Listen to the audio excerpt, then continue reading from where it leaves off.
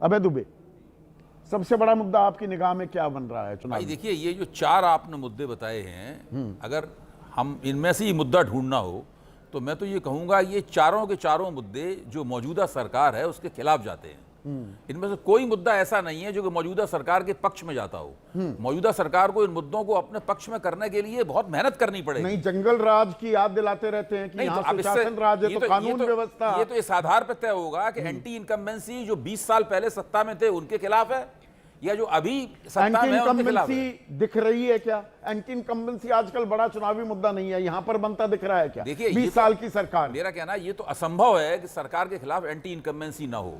सवाल ये उसकी मात्रा कितनी है, कितनी मात्रा बहुत ज्यादा है, बहुत प्रबल है। मेरा मानना है कि इस बार इस सरकार के खिलाफ काफी एंटी इनकम्बेंसी है और उसको नरम करने के लिए तरह तरह की युक्तियां अपनाई जा रही हैं। उस पर आएंगे, रेवड़ियां बाकी जा रही हैं जिसके खिलाफ लगातार बोलते आते थे काफी नीतीश कुमार। विनोद अग्निहोत्री, कौन सा सबसे बड़ा चुनावी मुद्दा बन रहा है जिसके इर्द गिर्द घूमेगा वो धुरी? कौन सा मुद्दा बनेगा चुनाव की? मुद्दे तो ये चारों ही हैं, लेकिन सबसे मेरे हिसाब से जो बेरोजगारी का मुद्दा है, जो नौकरी का मुद्दा है, वो सबसे बड़ा धुरी मुद्दा।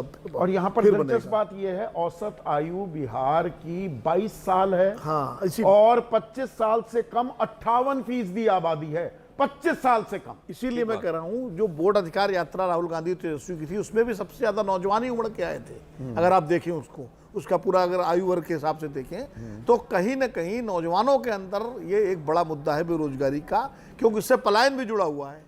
और पलायन, बेरोजगारी, नौकरी, ये मुद्दा 2020 में बना था जब तेजस्वी ने कहा था हम 10 लाख नौकरी देंगे, तो 20 लाख की बात बीजेपी पर सरकार अब नौकरी देने की बात कर रही है। विजय 50,000 नौकरियां देंगे और 1 करोड़ अगले 5 साल में दे देंगे, नीतीश कुमार ये बात कहते हैं, सुनाई पड़ रहे हैं। इसका मतलब ये कि रोजगार जो है बड़ा मुद्दा है, बड़ा मुद्दा है। आज ही पर SIR से भी बड़ा मुद्दा बन गया, वोट चोरी से भी बड़ा मुद्दा है। कुमार जी ने वो महिलाओं के लिए भी 10,000 रुपए स्वरोजगार के लिए दिया है, जिसका जीविका मतलब है दीदी कि योजना। सरकार को चिंता है कि रोजगार एक बड़ा इशू है। SIR मुझे लगता है कि जितना उसका इम्पैक्ट होना चाहिए था उतना हो गया। वो कोई इलेक्शन का बड़ा इशू बनेगा मुझे फिलहाल वो नहीं है। धुरी आपको बेरोजगारी लग रहा है? धुरी बेरोजगारी हो सकता है। राकेश भाई? नहीं, मुझे लगता है कि तेजस्वी यादव जी की तरफ से जब शुरू में उठाया गया मुद्दा कानून व्यवस्था का, देखिए बिहार में रोजगार हर राज्य का एक मुद्दा है, लेकिन बिहार की सारी सियासत कानून व्यवस्था के इर्द गिर्द घूमती है।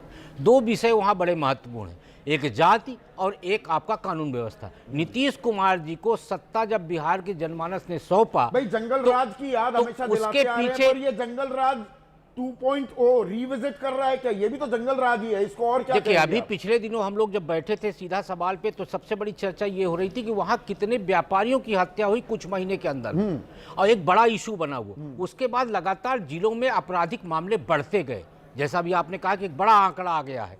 तो आज की डेट में बिहार का जनमानस सुरक्षा चाहता है। उत्तर प्रदेश में जो सरकार बनी उसका कारण क्या था? कानून व्यवस्था। और बिहार की जो सरकार बनी, लालू राज खत्म हुआ और 20 साल से नीतीश कुमार जी को मुख्यमंत्री बना के रखा गया है, और वो सबसे बड़ा विषय है कानून व्यवस्था। आप कानून व्यवस्था सबसे बड़ा मुद्दा बता रहे हैं। कन्हैया बिल्लारी, बिहार की सड़कों पर किस मुद्दे की गूंज सबसे ज्यादा सुनाई दे रही है? नौकरी और बेरोजगारी अभी भी पहला नंबर 1 पर है। पिछले बार भी ये था, 2020 के चुनाव में, अभी भी है, आज के दिन में भी है। बेरोजगारी बहुत है, नौकरी बहुत है, और इसके लिए युवा जो है भटक रहे हैं, चाहे लड़का हो लड़की हो। नंबर 1 अभी है। फॉलो पर 1,20,000 नियुक्ति पत्र बांटे गए शिक्षकों को बाकायदा पूरा मंच सजाकर, फिर 1,10,000 और दिए, 2,30,000 दी गई हैं। अब ये बौछार जो लगा रहे हैं कि 50,000 रोजगार हम दे देंगे, 1 करोड़ 5 साल में दे देंगे, इससे वोटर का मन प्रभावित हो रहा है क्या?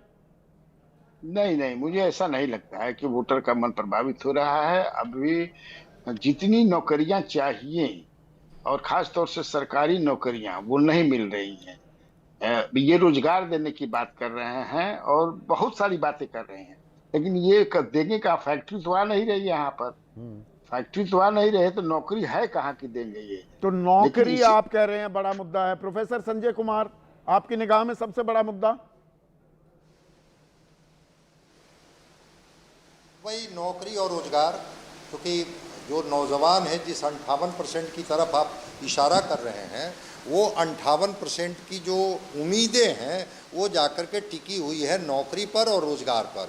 और ये साउंड हो रहा है, साउंड सुनाई पड़ रहा है बिहार के कहीं ना कहीं से जो परिप्रेक्ष्य है उसमें। तो ठीक है, लॉ एंड ऑर्डर के सवाल हैं, सुरक्षा को लेकर के एक मजबूत आवाज़ उठती है, लेकिन नौकरी और रोजगार के सामने वो आवाज़ दब जाती है। और उसका रिफ्लेक्शन बिहारियों को देखने को मिला जब कोरोना काल में 40 लाख लोग पैदल बिहार लौटते हुए दिखे। दूसरी तरफ प्रशांत किशोर की जो सभाओं में जो भीड़ जुट रही है, उसका एक बड़ा मुद्दा जो लोगों को कनेक्ट कर रहा है, वो कनेक्ट कर रहा है नौकरी कि 10,000 रुपया कमाने के लिए आपको बिहार से जाने की ज़रूरत नहीं है। हम ऐसी व्यवस्था करेंगे जिसमें 10,000 रुपये का रोजगार या तो नौकरी तेजस्वी की के साथ संभावना बिहार में ही अब बनेगी। प्रशांत तो जो किशोर भी इस मुद्दे की पहुंच को आगे बढ़ाते दिख रहे हैं। लेकिन आशुतोष, पिछली बार बेरोजगारी मुद्दा बना, सबसे बड़ी पार्टी आरजेडी बन गई, पर यह मुद्दा इतना बड़ा नहीं बन पाया कि एनडीए की सरकार सत्ता से बेदखल हो पाए। आप किसे बड़ा मुद्दा मान रहे हैं? नहीं, मैं भी मानता हूं कि बेरोजगारी बड़ा मुद्दा रहेगा। लॉ एंड ऑर्डर के आधार पे लालू प्रसाद की गुंडा राज को खड़ा करने की कोशिश की जाएगी, लेकिन वो खड़ा नहीं होगा। एसआईआर की वजह से नरेंद्र मोदी की तस्वीर धूमिल होगी, लेकिन जो चुनाव को तय करेगा वो बेरोजगारी का मुद्दा है। इसमें मुझे कोई कंफ्यूजन नहीं। बेरोजगारी का मुद्दा तय करेगा। अब इसी में एक आप हाँ जी, बात बिल्कुल कि नीतीश कुमार के खिलाफ जो चारों लीडर हैं, तेजस्वी है, प्रशांत किशोर है, चिराग पासवान है, राहुल गांधी है, चारों नौजवान हैं और उनको चारों को ट्रैक्शन मिल रहा है। इसका मतलब नौजवान उनके पीछे खड़ा हुआ है ना। इसमें आपने एक